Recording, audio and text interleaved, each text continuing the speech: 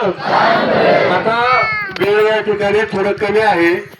माझ्या वडिलांची इच्छा होती या ठिकाणी 5 मिनिटं का होईना बोललं पाहिजे.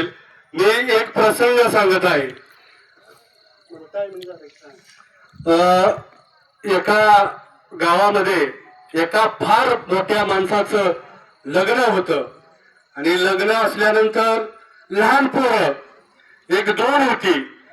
त्यावेळेला फार जेवणाची ह्याची आबळ असायची आणि फार मोठ्या माणसाच्या लग्नाला म्हणले आपण जायचं.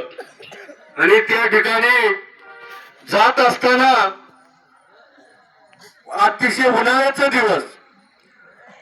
दिवस पायात चप्पल नाही अशा परिस्थितीमध्ये ती मुलं लग्नाच्या मंडपामध्ये पोचल्यानंतर फार मोठं थाटामाटात शाही लग्न होतं. त्या ठिकाणी पळत पुढच्या लाईनला ती मुलं गेल्यानंतर पुढे बसली. तिथले संयोजक मंडळ असतील आणि कोण असतील त्या ठिकाणी त्या मुलांना उठवलं आणि पाठीमागे बसवलं. अतिशय मनामध्ये त्यांना वाईट वाटलं. आम्ही एकट्या लांबून चालत आलेलो आहे आणि आम्हाला पाठीमागे बसवलं. परंतु काय हरकत नाही, लग्न लागलं, सत्कार सोहळा झाला, सगळ्या गोष्टी झाल्या आणि त्या ठिकाणी जेवणाची वेळ आली. जेवणाची वेळ आल्यानंतर त्याच्यामधलेच एक मुलगा होता. मला पाणी पिऊ नको, जे 4 गुलाबजाम कमी जातील. अगदी 2 मित्र त्याची एक बहीण तिघजणी भरपूर असं जेवण केलं आणि परतीचा प्रवास आला. चालत असताना वाटणी अगदी एक गावाच्या नजीक आल्यानंतर एका झाडाखाली थांबली. झाडाखाली थांबल्यानंतर त्याच्यातलीच एक मुलाची आई होती. तिच्या एक चरवीभर तिच्याकडे पाणी होतं. ती काय पिली, दुसरा पोरगा पेला, अनेक एक पोरगा त्या मुलीपर्यंत पाणी येतोपर्यंत पाणी संपलं. ती भरपूर जेवल्यामध्ये तिच्या पोटामध्ये असं कसमुक झालं, घाम आला आणि त्या मुलीचा मृत्यू झाला. आणि त्याच वेळेस बाळू मामाचा बघा त्या परिसरामध्ये मेंढरा आलेले होती. म्हणले बाळू धनगर मेलाला जित्ता करतो, गावातली म्हणले पिकं चारतो, असं करतो तर ही मुलगी जिवंत करील. आणि मामाच्या तळावर मुलगी नेली आणि त्या ठिकाणी सांगितलं ही मामा मुलगी करे.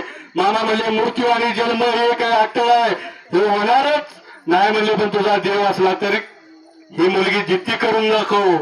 त्या ठिकाणी त्या आईच्या डोळ्यातनं गळागळा पाणी वाहू लागलं. पाणी वाहत असताना बाळू मामाची नजर झाली आणि म्हणले बाकी कोणी काय म्हणलं मामाने लक्ष दिलं नाही, पण त्या आईच्या डोळ्यातनं गळागळा पाणी वाहत होते. म्हणले टाका डोंगरावर. मुलगी टाकली. एक दिवस गेला, दुसरा दिवस म्हणली काय बाळू धनगराच्या नादाला लागायचे, उचला मुलगी. परंतु त्या मुलीच्या आईनं मामाकडे बघितलं. म्हणले हे बाळू धनगर ज्या वेळेस आम्हाला सांगेल त्यावेळेसच आम्ही उचलणार. आकाशाकडे बघितलं, भंडाराची चिमट मारली, आकाशात टिपकं पडलं आणि उठ म्हणली तशी ताट केली. ती मुलगी उठून बसली. माझ्या बाळू मामाच्या मध्ये जिवंत करण्याची ताकद आहे. बोला बाळू मामाच्या नावानं. आणि त्या ठिकाणी मी एक वीर देवस्थानचा बाकमुखकार आहे. मी या ठिकाणी नावाजलेले आणि मोठे कारभारी, या कारभाराचे 1-2 मिनिटं 7 नंबरचे कारभारी कसे झाले हे सांगतो. तात्यासाहेब धनगर या अतिशय सर्वसाधारण कुटुंबातले होते आणि ते आदमापूरला एकामेकाच्या नादाने दर्शनाला जायचे धनगर तात्या. आणि त्या ठिकाणी त्यांना नाद लागला. महिन्यातनं 4 महिन्यातनं 2 महिन्यात